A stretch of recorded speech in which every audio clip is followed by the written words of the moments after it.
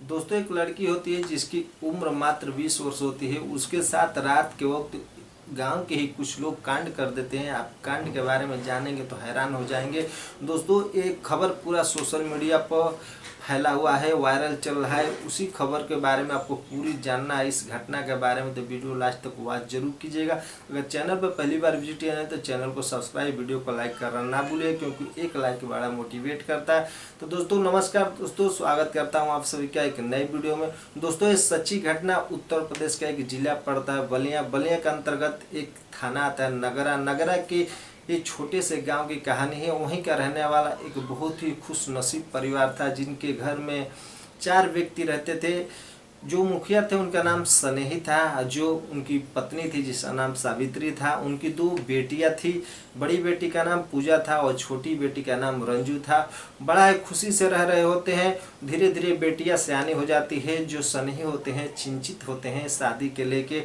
जो बड़ी बेटी पूजा होती है उसकी पढ़ाई जैसे ही कंप्लीट हो जाती है तो इसी साल दोस्तों शादी का उसका लगन का दिन रख देते हैं। शादी सर पे होता है, शादी का समय धीरे धीरे नज़दीक होता है। उनके साथ फिर एक घटना घट जाता है।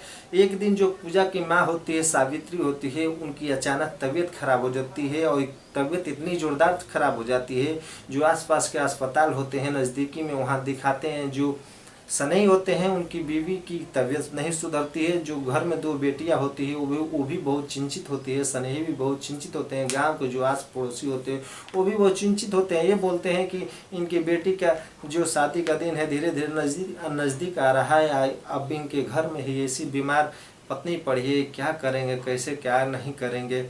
धीरे धीरे दोस्तों कुछ महीने बीतता है। गांव के एक व्यक्ति होते हैं, वो स्नेही के पास आते हैं और उनको राय देते हैं, स्नेही एक काम करो, अपनी बीवी को लेके लखनऊ पीजीआई में चले जाओ, वहाँ इलाज कराओगे तो तुम्हारी बीवी की तबीयत बहुत ही जल्द सुधर जाएगी। क्योंकि जो शादी का दिन है धीरे धीरे पास में आ रहा है और ठीक होना भी जरूरी है, क्योंकि बिटिया भी उदास रह रही होती है। ये बात सुन के जो स्नेही होते हैं घर से एक रोज़ निकल जाते हैं अपनी बीवी को लेके और अपनी छोटी बेटी के साथ वो लखनऊ के लिए चले जाते हैं पीजीआई में भर्ती कराने के लिए।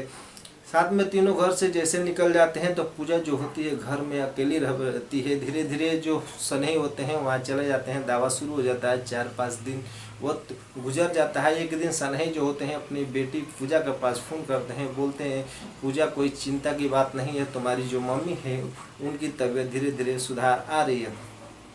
जो पूजा होती है बहुत ही खुश होती है। धीरे धीरे शाम होता है। शाम के वक्त जो पूजा होती है किचन में जाती है। वो किचन में जाके आटा निकाल के आटा गूँथने ही जाती है तो कुछ अनजान व्यक्ति घर में ढुक जाते हैं। वो पूजा को वहाँ से उठा के खेतों में लेकर चले जाते हैं। वो खेतों में ले जाके उसके साथ क्या करते हैं वो तो प्रशासन ही बताएगी। उसके साथ जो भी करना है कर देते हैं। उसकी हत्या कर देते हैं। हत्या करने के बाद उसका हाथ बांध देते हैं। बांधने के बाद ले जाके एक पेड़ में लटका देते हैं। धीरे धीरे दोस्तों सुबह होता है। एक व्यक्ति बाहर घर से निकलते हैं तो उनको पेड़ पर कुछ लटका हुआ दिखाई देता है। जैसे पेड़ के पास जाते हैं देखते हैं कि एक लाश लटकी हुई है। वो एक जवान लड़की की लाश होती है। वो शोर मचाते हैं। जो नज़दीकी थाना होता है नगरा, वहाँ की प्रशासन आती है और जांच पड़ताल में जुट जाती है। दोस्तों, अभी इस घटना को बहुत सारे हमारे भाइयों ने सुना होगा, देखा होगा अखबार में, सोशल मीडिया पे। ये घटना बहुत तेज़ी से वायरल हो रहा है।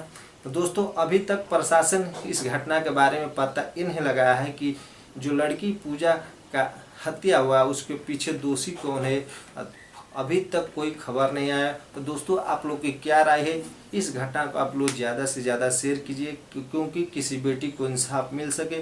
तो मिलता है एक नेक्स्ट वीडियो में। तब तक के लिए जय हिंद, जय भारत, अपना ख्याल रखिए।